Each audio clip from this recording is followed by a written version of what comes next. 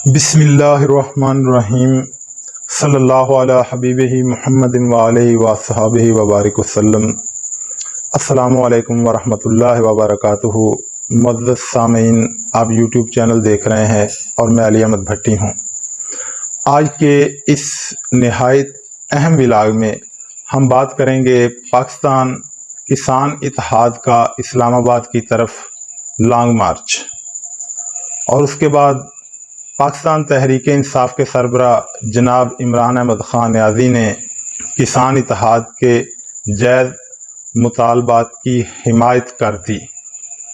उसके अलावा पाकिस्तान के किसान इत्तेहाद के मरकज़ी जो उनके प्रेस रिलीज़ जारी करते हैं, मरकज़ी तर्जमान जनाब सरदार सईद जाफ़र डोगर साहब से मेरी टेलीफोनिक बात हुई और उनके जो मुतालबात हैं वो उन्होंने शेयर किए, तो इस पर हम बात करेंगे।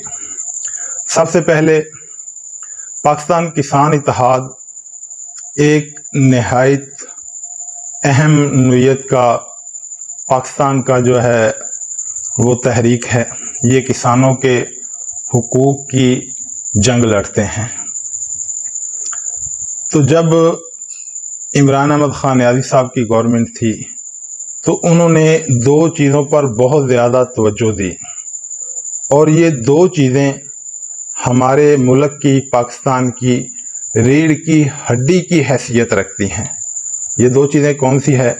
नंबर एक ज़राअत और नंबर दो इंडस्ट्री।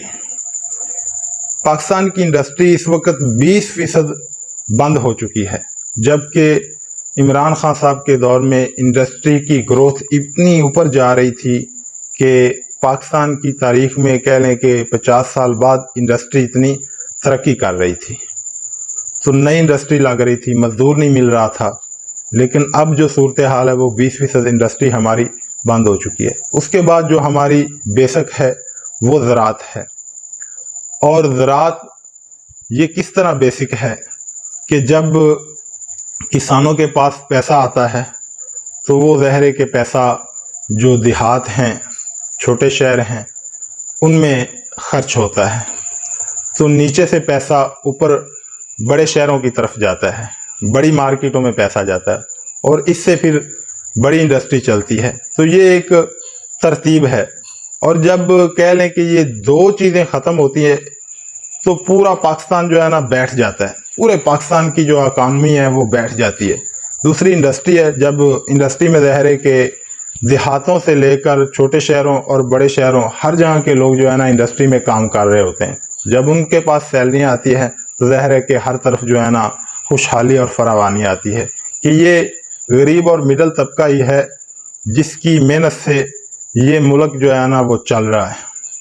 तो पाकिस्तान तहरीक इंसाफ के चेयरमैन ने किसानों के जायज़ मुतालबात का जो है ना उन्होंने खैर मकदम किया कि किसानों के जायज़ मुतालबात को पूरा किया जाए।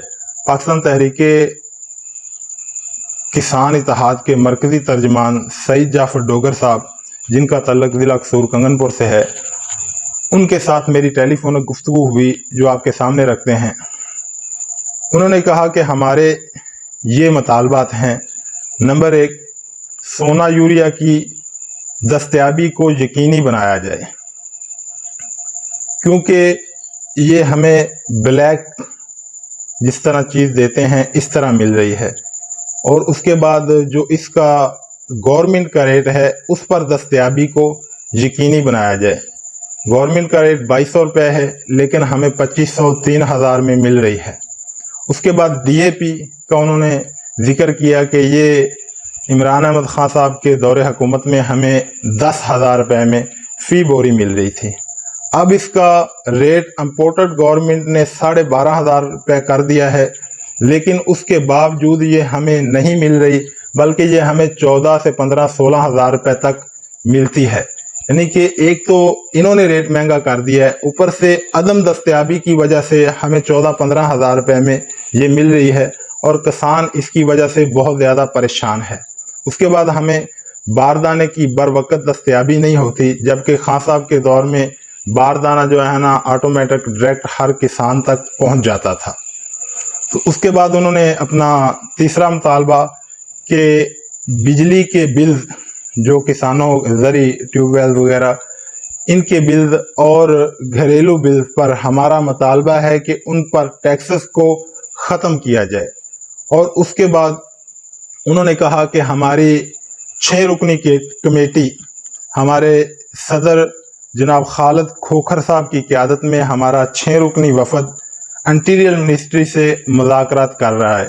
یہ اس وقت کی بات ہے، اب سے 2 گھنٹے پہلے جب میری ان سے بات چیت ہوئی۔ تو اس کے بعد پاکستان تحریک انصاف کے چیئرمین نے جناب مخدوم شاہ محمود قریشی کو کسانوں سے اظہار یکجہتی کے لیے بھیجا، لیکن آپ نے بھی شاید دیکھا ہوگا، لیکن میں نے یہ دیکھا میڈیا پر، سوشل میڈیا پر یہ وائرل تھا کہ ان کو پولیس نے گھیرا ہوا ہے اور انہیں کسان اتحاد کے جو ہے نا مرکزی پنڈال تک نہیں جانے دے رہے۔ تو انہوں نے کہا کہ ہم اظہار یکجہتی کے لیے کسان اتحاد کے پاس آئے ہیں اور ان کا وفد جو ہے شاہ محمود قریشی صاحب کے ساتھ تھا کہ یہ ہمیں لینے آیا، تو ہم کوئی گن لے کر نہیں جا رہے، کوئی ہم ڈنڈا بردار فورس لے کر نہیں جا رہے، بلکہ اظہار یکجہتی کے لیے جا رہے ہیں جو ہمارا آئینی اور قانونی حق ہے۔ تو اس کے بعد سردار سعید جعفر ڈوگر صاحب نے کہا کہ اگر یہ ہمارے مطالبات تسلیم نہیں کریں گے تو کل ہمارا کسانوں کا جو ہے سمندر وہ ڈی چوک میں دھرنا دے گا۔ اس وقت وہ F9 پارک میں موجود تھے۔ تو امپورٹڈ گورنمنٹ کو ہوش کے ناخن لینے چاہیے کہ ملک کی جو ریڑھ کی ہڈی ہے اس کو تباہ کر رہے ہیں۔ جو وزیر اعظم صاحب ہیں امپورٹڈ، وہ اس وقت بیرون ملک دوروں پر ہیں۔ تو ملک میں ہر طرف تباہی اور بے یقینی کی صورتحال ہے، جبکہ موصوف کو بیرونی دوروں سے فرصت نہیں ہے، اور جو ان کے ایک انتہائی جاہل قسم کے اور انتہائی فاتر العقل وزیر داخلہ ہیں، انہوں نے بجائے یہ کہ ہم اس معاملے کو مذاکرات کے ذریعے سے حل کریں اور کسانوں کے جائز مطالبات پورے کریں، الٹا جو ہے انہوں نے پورے اسلام آباد کو کنٹینر لگا کر بلاک کر دیا ہے، جیسے کوئی بیرونی حملہ آور اسلام آباد میں آ رہے ہیں۔ تو اب تک کے لیے اتنا ہی، اجازت دیجیے، اللہ حافظ۔